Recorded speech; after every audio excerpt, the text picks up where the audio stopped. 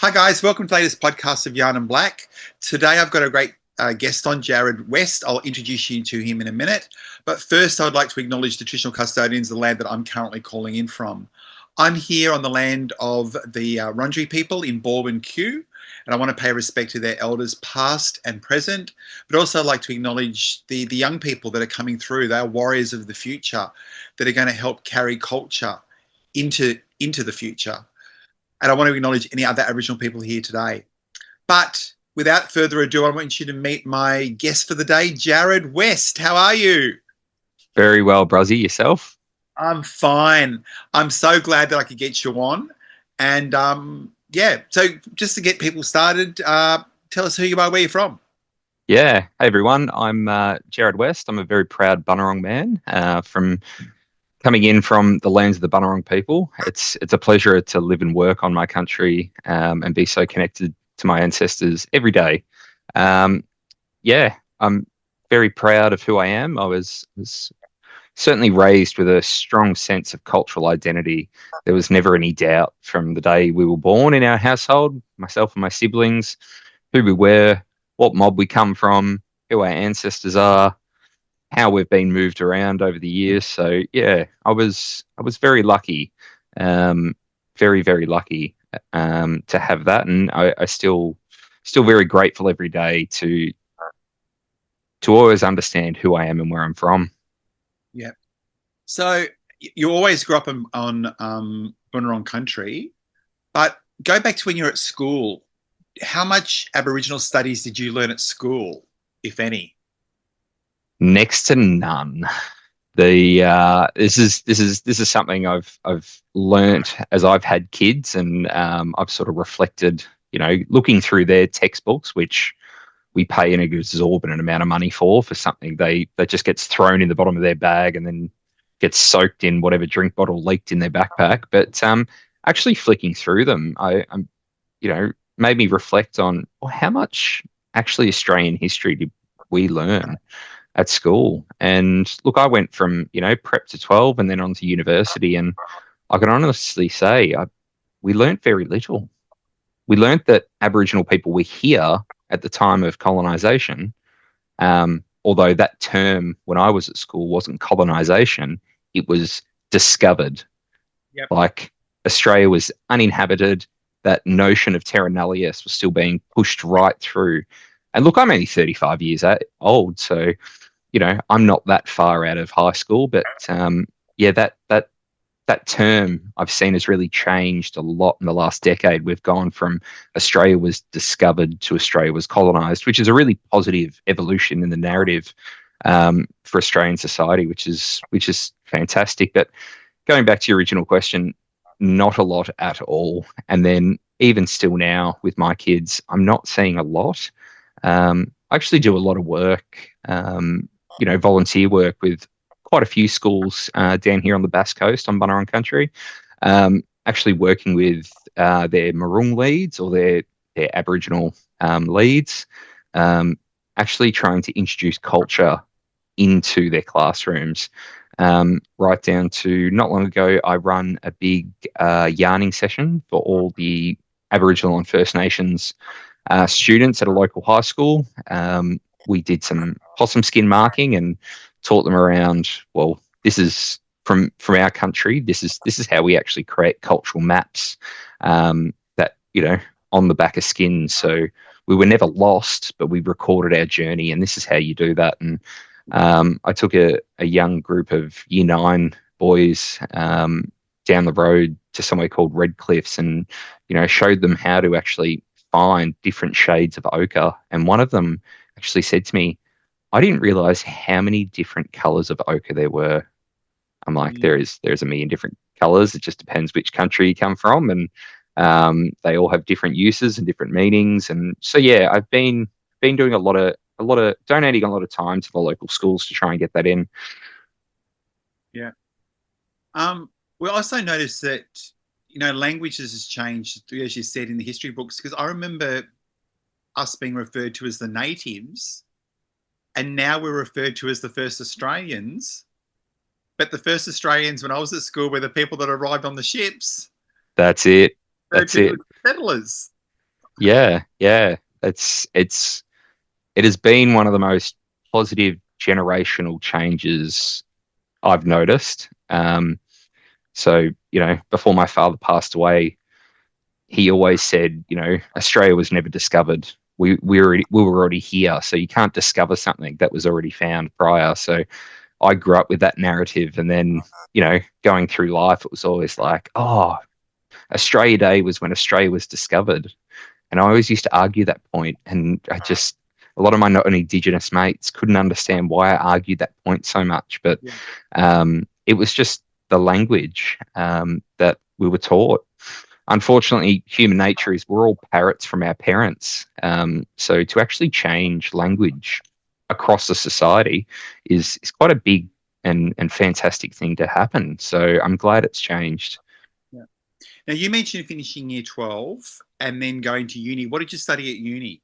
I did a master's degree of urban horticulture. So prior to that, before when I left high school, I got an apprenticeship as a gardener because I was just obsessed with country and plants and understanding how things grew. And so yeah, after I completed my apprenticeship, my thirst for knowledge for flora and fauna just wasn't satisfied yet. So off I went. So yeah, I did a master's degree in urban horticulture, which really looks at the modern landscape. So, it still has very much the foundations of, this is how ecology works. So it's still environmental science based, but sort of does move into that, as cities grow, how do we make sure horticultural plants and country is actually interconnected into that, which has sort of shaped a lot of my career after that, trying to understand how do we take cultural obligations as Aboriginal people and still have to function and thrive in a modern society that doesn't understand our cultural obligations or our laws. So I've spent the last sort of almost 10 years of my career sort of navigating that space and bringing a lot of organizations along for the ride with me, right through to working at state government. So I worked at DECA, which is the Department of Energy, Environment and Climate Change Action in Victoria, in their biodiversity division, or their conservation division, as it would have been called many years ago, actually integrating cultural governance structures into their policy writing decisions, into their projects. They were definitely on the front foot compared to a lot of other government agencies when I was there, around funding traditional owners to come back onto country and to care for country. Yeah, I definitely sat on quite a few meetings talking around the reintroduction of cultural fire and what that does for country. Because at one half of the table, I remember at this one meeting, one half of the table, we had the CFA and, DECA's bushfire control response, and, the fear of fire coming from the non-Indigenous side of people. It was just astonishing. And then on the other side, you had all us blackfellas going, fire needs to be respected, but it's also our best friend. It resets country. And then somewhere in the middle there between cultural knowledge and this fire aversion Western science knowledge, there's this lovely balance that we all come to, and it's around, well, actually, let's look at the benefits of fire, especially in, grasslands, for example, when we do a lot of cultural burning. It's a cool burning. It's very slow. It's very controlled. It doesn't burn so hot that it kills the bacterium in the top 5 centimeters of the soil. It reintroduces simplified carbons, which allow for nitrate uptake. And so there were so many benefits. And I was really honored to see that, we've got this really old knowledge and then we've got this really new knowledge coming together and actually finding a benefit. And I'm like, that's the way forward for me. So since then, I've really tried to translate our really old country stories that were passed down to us and put a modern Western science lens on them, or tried to translate them for Western scientists, because it's very hard to do. But yeah. It's a form of reconciliation, but reconciling the old thoughts with the new thoughts. Yeah. Absolutely. Absolutely. Which brings me on to the question, is reconciliation gets thrown around a lot, especially by workplaces and schools. What does reconciliation mean to you? Listening and then acting. It's not one or the other. It has to be both, and it has to be continuous, because a lot of workplaces are all like, yes, we have a reconciliation action plan. We have all these great initiatives. We've funded it. And then as you can imagine, with a lot of modern Aboriginal people sit on reconciliation action plan working groups.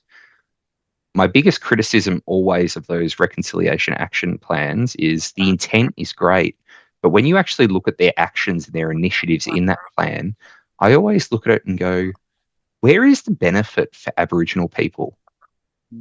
Because it talks around like, oh, our staff are going to do cultural safety training. Our staff are going to rename their pods to an Indigenous name. Yeah. We're going to, spend a day in the park listening to a cultural podcast or something along those lines. And I'm like, but reconciliation isn't about non-Indigenous people learning about our culture. It's about coming together with Aboriginal people. Yeah. And I'm like, I always say, where is the benefit to the other party in this reconciliation? It's when you start throwing that word around a lot, it's like a pop song on the radio that just gets played to death. Yeah. And I find the phrase self-determination over the years has just been thrown around to the point where people just stick it in plans. They have no intention of enabling self-determination. They just have it there as a bit of a headline slogan. So yeah, reconciliation to me really, really does mean you've got to listen to Aboriginal people. Aboriginal people need to listen to the settlers, and we actually need to work together. Yeah. And then we need to act. Yeah. And I think that you're right there, that it becomes a buzzword that doesn't have any real meaning unless it is actionable. And you don't want a bunch of white people sitting around in a meeting going, oh yeah, we're at a reconciliation action plan meeting, and there's no black fellas at that meeting to reconcile with. Yes. Yeah. Look, it is tough being. I very much walk in two worlds, as most of us do. We've got our blackfella family and community and our cultural obligations, but then we've also got, being a blackfella in whitefella organizations. It's hard. It's hard to walk that line. And I think a big part of what I'd like to see moving forward for reconciliation is stop assuming that just because someone is an Aboriginal person, they have all the knowledge of all the Aboriginal people in Australia and they can speak on their behalf. Yeah. Because I think that lack of culturally respectful engagement and that lack of understanding around, to us, what they call Australia is a continent made up of hundreds of nations. Yeah. Just like Europe is, it's made up of lots of different countries, but they have never heard that message, or they've heard it and they've ignored it. So they're just like, and I get this a lot. Oh, Jarrod, we're going up to Sydney. Can you do a welcome to country for us? I'm like, no, I can't. But why not? You're an Aboriginal person. It's not my country to welcome you to. That's not how this works. Like, if we're going down to Phillip Island, no worries. I can do one down there. That's my country. That's where I come from. But just because I'm Aboriginal does not mean I can welcome you to everyone's country. And they look at you like you've got two heads and you turned backwards. And it doesn't matter how many fact sheets, how many cultural safety sessions they do, or how many, cultural awareness modules they do through their workplace learning systems. It's not working. Something's not working. And I think as Aboriginal people, a big part of our culture and a similarity that all our mobs have is teaching and sharing information. It's something we've always done so well for 65,000 years. That's why we are the oldest living culture on the planet. And we are still practicing in that. So I think it's time for the non-Indigenous mobs to realize that them teaching themselves about Aboriginal people, just stop that. Let us teach you our way, and we can almost guarantee it will sink in. And look, some mob are doing that. It's all happening. There's been this shift in, yes, let's go find an Aboriginal education or facilitator or consultant to actually come in and talk to us about what's it like being a modern Aboriginal person. Yeah. What was the trauma and the continued traumas over hundreds of years? For nearly 250 years, our people just re-traumatized time and time again. And it's not through the same thing, although a lot of things have been repeated continuously. There was just lots of different things, We've had the stolen generation, we've had dispossession from country, we've literally been chained up outside Melbourne Zoo. Yeah. Look at us, look at the Aborigines. And I don't think non-Indigenous people understand how recent in history this stuff really, truly actually is. That they still think it's hundreds of years ago, but we're talking about like the elders in our community right now. They, until the 1967 referendum, they weren't even counting in the census. And they're the elders in our community now. Yeah. And some generations went into the 70s and 80s, and it still exists if we're looking at the higher overrepresentation of Aboriginal kids in the child protection system as we speak now. Yeah. But people still think it's 1850s, not the 1950s and onwards kind of thing. That's it. And then, in the 1990s, it was still happening.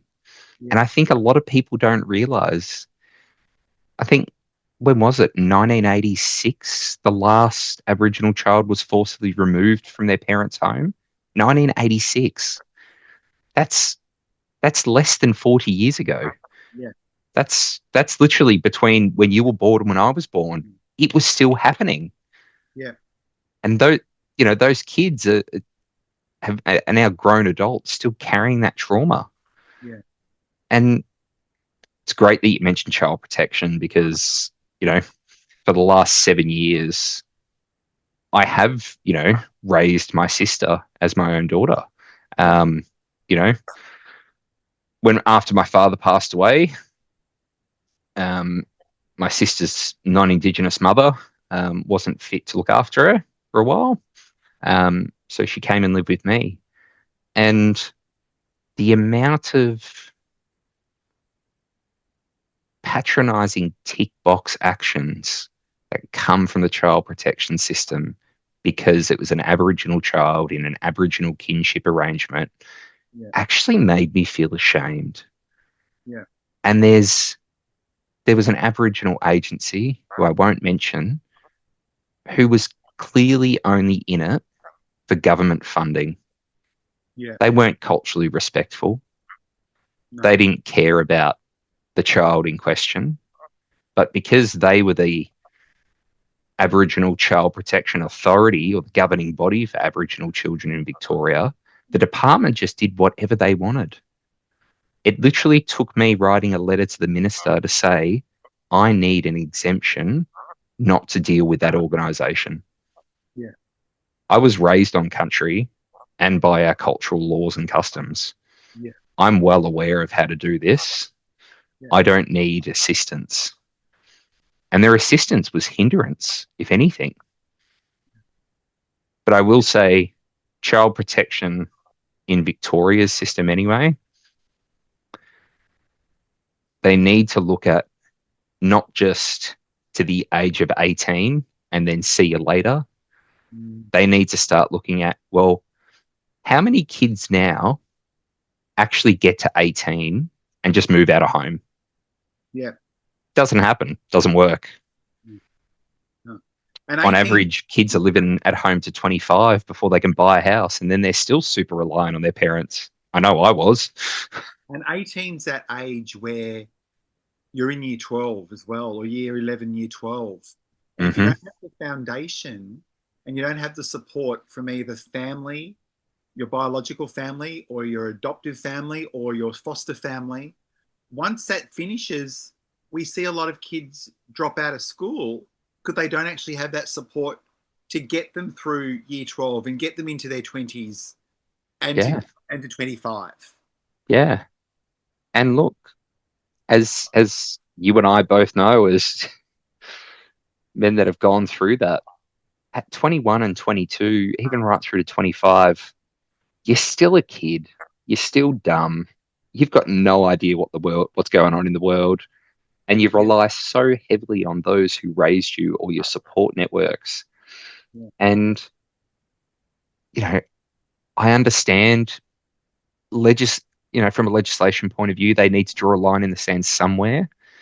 But from a policy view and a policy practice view, they definitely need to go, right, well, yes, this child in kinship care or foster care is 18 now. They're legally an adult, but they're still in year 12. yeah, They're still living in that kinship arrangement.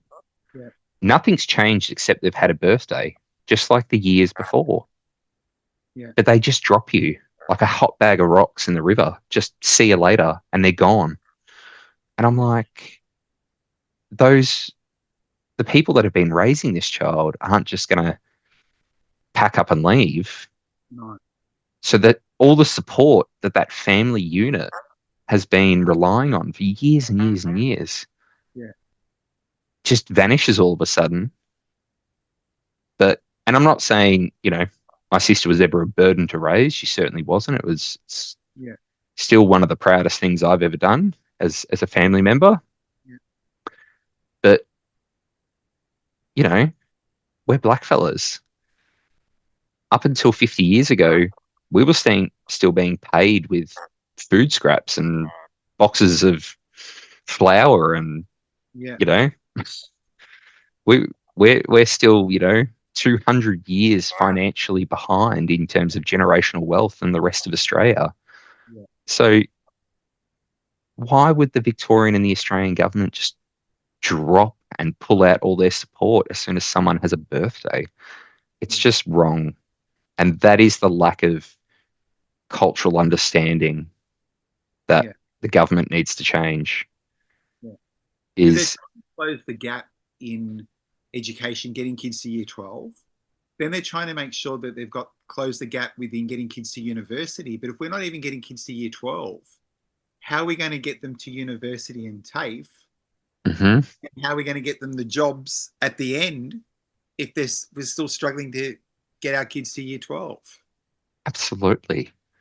Absolutely. And then, even if a small percentage, and it is a small percentage, because I'm sure you and I look at very similar figures day to day around kids, Yeah, Aboriginal kids that go into university and TAFE and further education, as well as finish year 12, then they're up in the real world. yeah, And then the next challenge begins. yeah, Try try and get a decent job when you yeah, identify as an Aboriginal person. yeah. And It is hard. early parenthood is another Oh, one. massively. Massive. I Yeah, just I I see so many tokenistic job offers on Seek and Mob Jobs and all the rest from these big multinational organizations. Here's an Aboriginal advisor's job.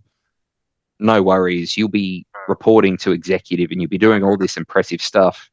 Then you look at the pay grade and you're like, that's $500 a year above the recommended minimum wage in Australia.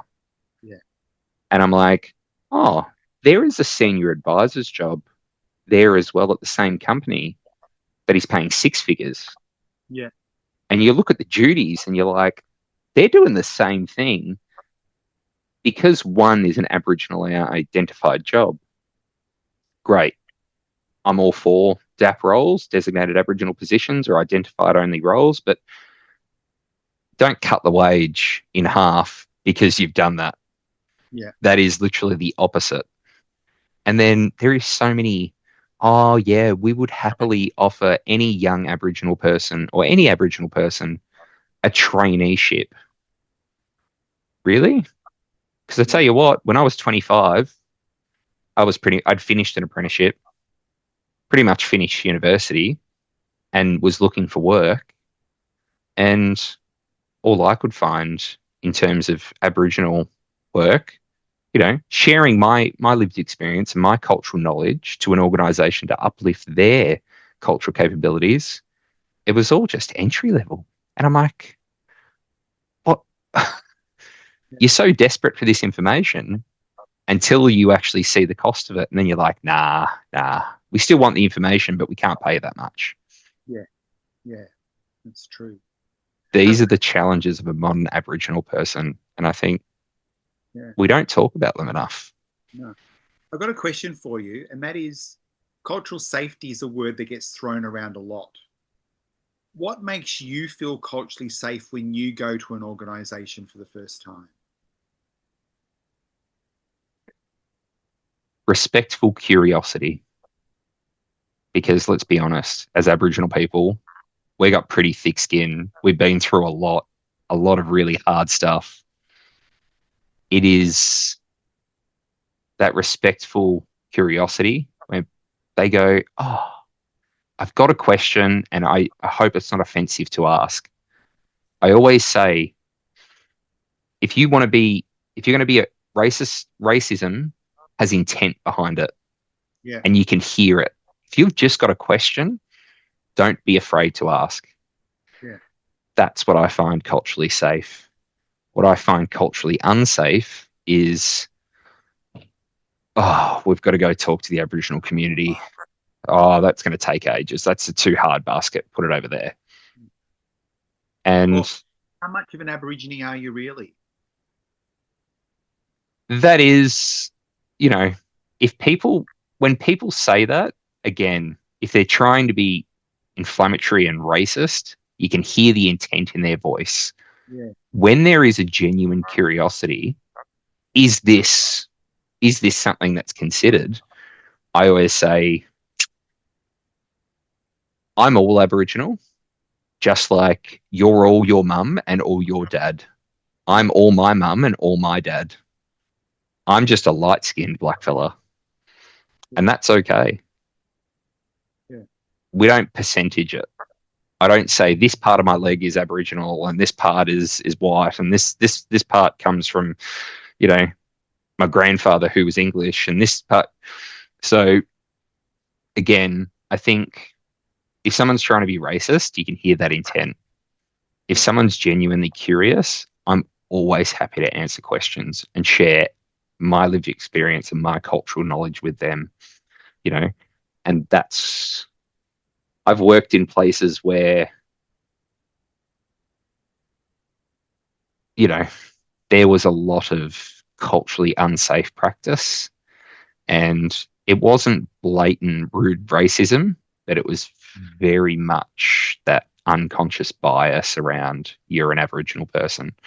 Yeah. I had a conversation with a colleague only last week around, a financial delegation. We're looking at that, how much money can you approve in your position at work? Same positions. One was a First Nations person. One was a white person from England. All of a sudden, their financial delegation was $100,000 difference. I'm like, why is it different? They're on the same pay grade. They work in the same team. They do the same work. But the First Nations person one, you're suggesting they should only have $100,000 less. Yeah. Why is that?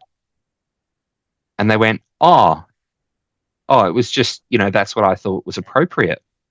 And I'm like, that is unconscious bias. That is the racism we need to unpack. Yeah. And then, of course, as soon as you use the word racism, they go into this defensive, but I'm not racist. Yeah. I have a friend who's Aboriginal. Yeah. And it's like, The wide anxiety that appears. yeah. Yeah. And that's another good thing, because there's a real fear of being accused in racism in the workforce now, because it is so heavily written into employee code of conducts. It is not acceptable behavior anymore, which is another really positive change, not just for Aboriginal people, but for anyone in the workforce. That making sure when people come to work, they're allowed to be safe and do their job, regardless of who they are, where they were born, who they were born to, or what their lived experience is.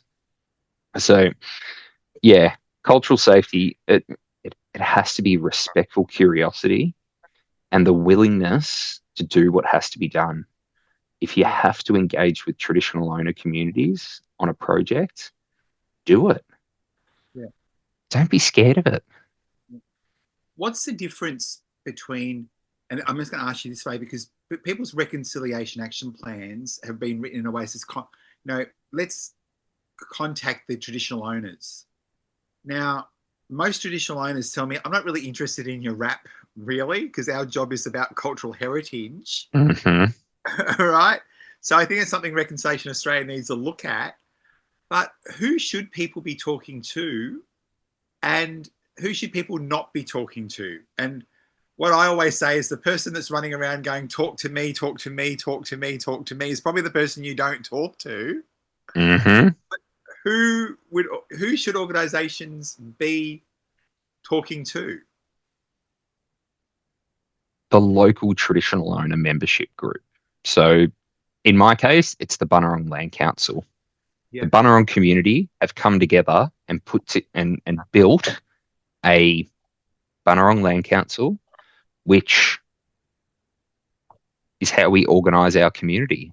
Yeah. They are the first point of contact, because within Bunurong Land Council, for example, they know that, okay, that's a question about that part of country, so it actually needs to go to this elder and this family line in this part of the community. And they need to be the single point of contact to beginning to end. Yeah. And they hold so much knowledge, and they also hold the cultural governance and the respectful engagement practices that need to happen within communities to get that answer. Yeah. When we start, where there is sort of no registered Aboriginal party, or there is no sort of organisation that represents the traditional owners of a certain area, go to the next one. Who's the neighbouring organisation? Because I can tell you now, that neighbouring organisation know who the best person to contact is. Yeah. So it might be, there's no Bunurong Aboriginal Corporation or community organisation, but we know Wurundjeri has one. We'll talk to Wurundjeri. Wurundjeri's like, that's Bunurong country. Now they're a bit disorganised, for example, so go talk to that elder over there. Yeah. He or she has enough contacts in community. Yeah. Start somewhere. Don't be fearful and go, I couldn't find it on Google search, so I'm just not going to do it. Yeah.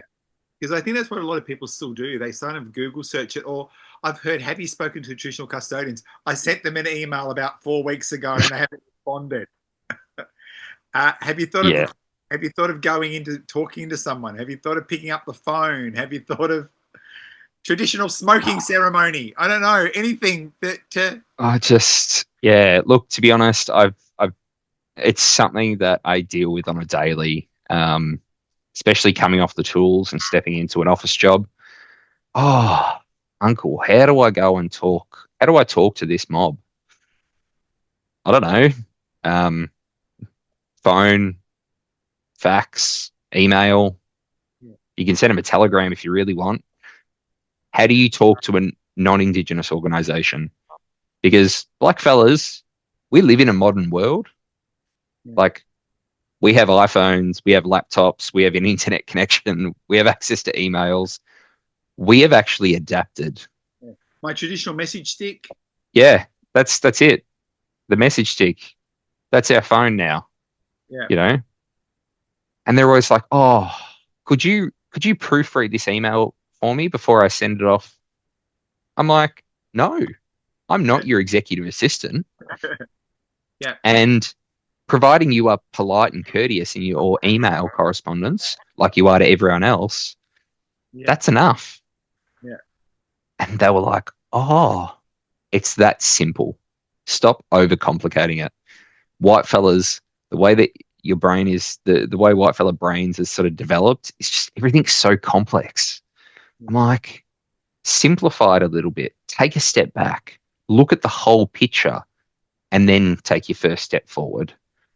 But I know we just mentioned non-Indigenous people working with Aboriginal organisations, but I think it's also really important to acknowledge there's a lot of Aboriginal people that don't know how to follow cultural protocols themselves. Yeah. And start to deliver like training on other people's lands, or don't talk to the right people, if that makes sense as well. We have seen a lot of this, and I've seen a lot of this over the years, and it becomes very apparent very quickly. They have no connection or understanding of their own culture. And look, there is a lot of derogatory names we call people like that behind closed doors in community. But essentially, what they should be doing is actually go reconnect with your community. Start gathering that knowledge. Yeah. Don't go, I found a letter from my great grandfather that says we're Aboriginal, so now I'm going to go open up an Aboriginal business and teach these corporate people I've been working with for 20 years how to be better Aboriginal people, because that's the problem. And that is the lack of cultural governance that we find across all communities. Yeah. And I'm seeing more of that recently. I'm not naming anyone either, but there's been people that I know 10 years ago or 15 years ago told me definitely they weren't Aboriginal. And all of a sudden now they're Aboriginal and they're selling artwork and starting Aboriginal businesses. And I'm concerned about what the cultural knowledge is that people are purchasing from them, because they definitely didn't have it 10 years ago. Absolutely. And that is where, and I will call out Kinaway Chamber of Commerce. They are a fantastic Chamber of Commerce, and they really do really strong due diligence with making sure that, businesses aren't just black cladding with one director who's vaguely, connected to an Aboriginal community and saying, yes, here's a certification. But what they should be doing is actually saying to these applicants for their certification, go and talk to your community organisation and get them to write a letter of support. We need to make sure what you're trying to do sits within the cultural governance structure of your mob and of your community. Yeah. I think it's the one step they just haven't taken yet. And I sort of understand why, but I think it just someone needs to drop the hammer and just go, right, this is the next step in gauging our Kinaway certification, for example. And there is other Aboriginal business certifications out there. But then also, who's the regulator that governs all these certifications? Yeah. Can I just open up a Jarrod West Bunurong business certification, jump on AI, design some fancy blackfella logo and go, there you go. Yeah. Age, you just, here's an application form and I'll give you this little logo to put on your website. Yeah. That's the balance between cultural governance or traditional governance and modern regulatory practice. How do they come together and find common ground? How are we making sure we're not allowing black cladding to happen anymore? And we're making sure that certifications actually have community support. Yeah. And look, yes, there's always going to be people that get caught in the crossfire, because I know some black fellas out there who are black as the ace of spades. There's no doubt they're black fellas, but they're a part of a stolen generation. Their family records were destroyed. They live in Melbourne and they've got no idea who their mobs are, who their community is. They've got no way of finding it because they might have just come out of the foster system, which is a big one. That happens a lot. Or it might be that their family have just passed away and moved on. Yeah. And they're it. And they're like, I know I'm a black fella. Yeah. But then they go, oh, can we see your proof of Aboriginality? Yeah. How does someone like that get it? Yeah. So there are gaps that we need to be focused on filling. Yeah. And I've always been a big person in terms of always being open about my story. My story hasn't changed in 35 years when I first met the Wurundjeri elders down here. But I've also connected, before I even started my business, I actually went to the Bunurong Foundation at the time, and then later on Bunurong Lands Council, to go in, introduce myself, get people know who I am, what I do. But it's also getting that permission is if I'm on your land, what things can I talk about? What can't I talk about? How far can I bring the conversations before this does become culturally unsafe for me to do, both spiritually and, culturally? And I'm so glad I had those conversations right up front, because I've never had any problems ever delivering any workshop or any experiences on Bunurong land, because you and your families all know who I am, if that makes sense. Yeah. You've been welcomed. You understand that you are welcomed on the condition that you respect our cultural governance laws. Yeah. And, and that's sort of something I did want to sort of have a yarn with you about is the diplomatic practices that Aboriginal nations have followed for millennia upon millennia. And that's one of them perfectly. A smoke ceremony isn't just a show. Yeah. It's actually a diplomatic process. It's actually, right, we're welcoming you to our country, just like when you have a passport and you get off the plane and they stamp it. That is the same or a very similar diplomatic process that happens. Yeah. But, we've heard a lot of negativity in the media over the last 12 months around things like certain ex-footballers carrying on about, I'm not going to stand for smoke ceremonies and there's too many. But it's like, actually, you stand for the national anthem. Yeah. You stand up when, the Pope or the Queen are delivering an address. But for our diplomatic process, you won't. And you have a problem with that. Why is that? Yeah. Have they ever actually asked themselves why? Yeah. What's the scary bit? And to be honest with you, it takes less time to do an acknowledgement or less time to be welcome to country than to sing the national anthem. That's it. Or a 21 guard salute or whatever they're all diplomatic practices. Yeah. But it's the same as also me welcoming someone into my home. Do you want to come in and have a cuppa? That is a diplomatic process. It is the same thing. Come into my space. Yeah. But as you come into my space, you must understand and accept. You've got to be respectful of my space and you've got to follow my rules. Do I take my shoes off at the front door? Yeah. Do you prefer me to, what's the protocols? And sometimes you can give those boundaries straight away. Look, oh, there's the fridge, help yourself. Yep. Right. Yep. Or there's other times if I just wandered in and started helping myself, it's like, wait a second. Yeah. Who's exactly giving that right to do that? That's it. And that's what a welcome to country is. That's why we have a smoke ceremony. But also, coming back to what I was talking about before around bringing just a modern scientific lens on some of our traditional cultural practices, we all know how eucalyptus oil, tea tree oil, a lot of our native flora oils have really strong antibacterial and antiviral properties. You think of a smoke ceremony, right? There's a lot of tea tree, there's a lot of gum leaf, there's a lot of cherry balat. It's lots of things. There's different combinations we use for different things. that is literally, as you walk through that smoke, it's killing any bad bacteria that you may have brought from the neighboring country or wherever you come from.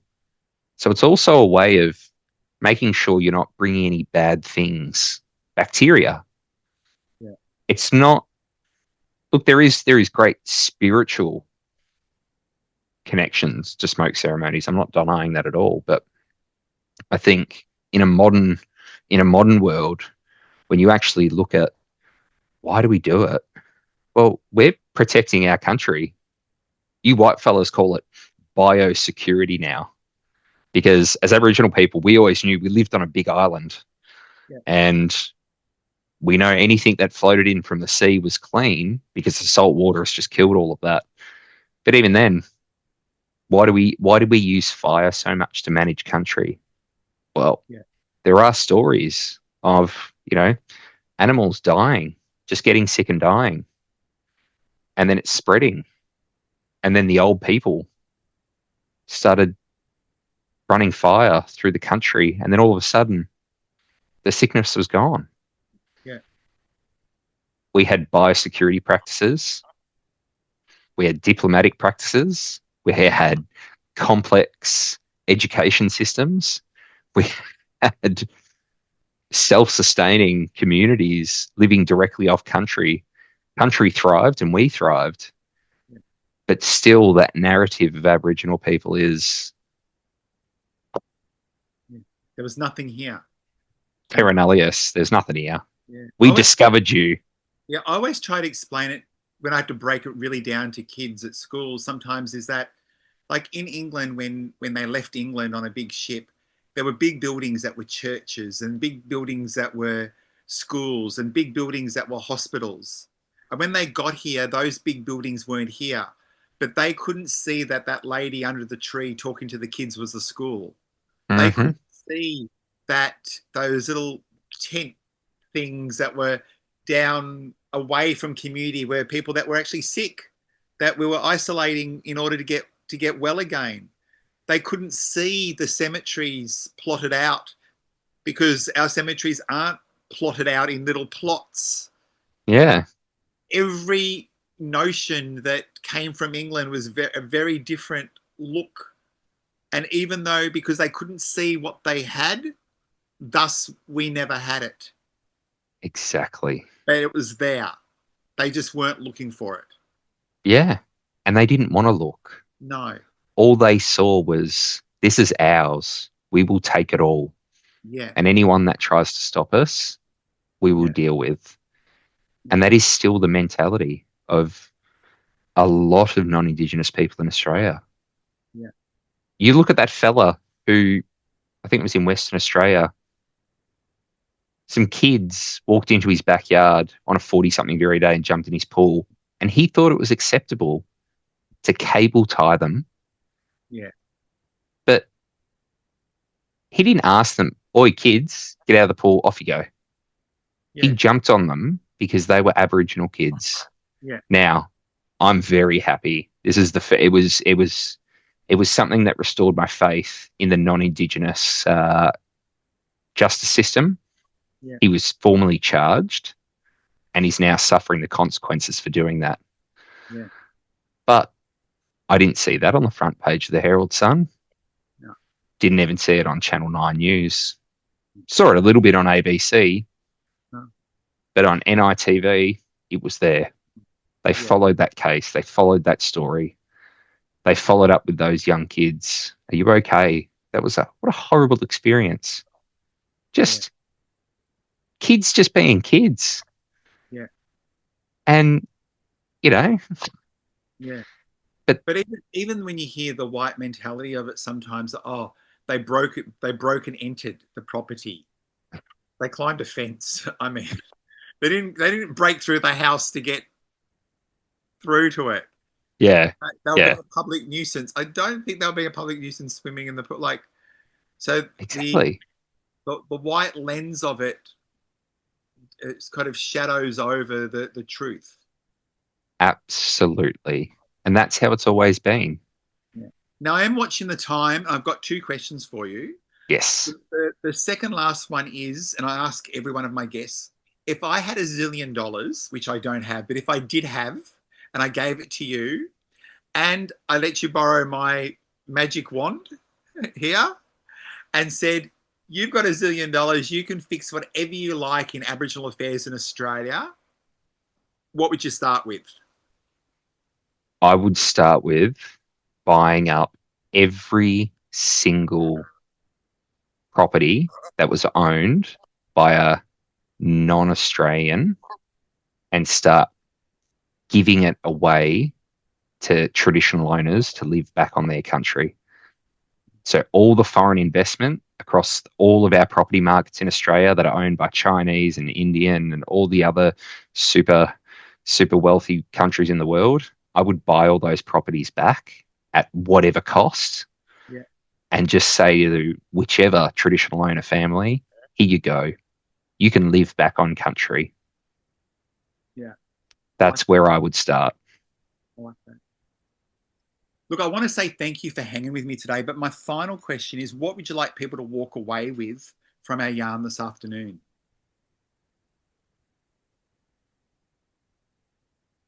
Respectful curiosity. Ask as many questions to as many Aboriginal people as you can, providing you are genuinely curious and just happy to learn. Because I've never met an Aboriginal person, and I've met a lot of them in my life, that wasn't happy to share our cultural knowledge and our cultural history with you. So be curious and be respectful. Well, I want to say thank you, Jarrod, for joining me today. You know how much I love the work that you do. Thank you. Likewise. Yeah, thank you. And guys, I'll see you at the next podcast. And thanks, Jarrod, for joining us. See you, Jarrod. Thank you, everyone. Bye-bye.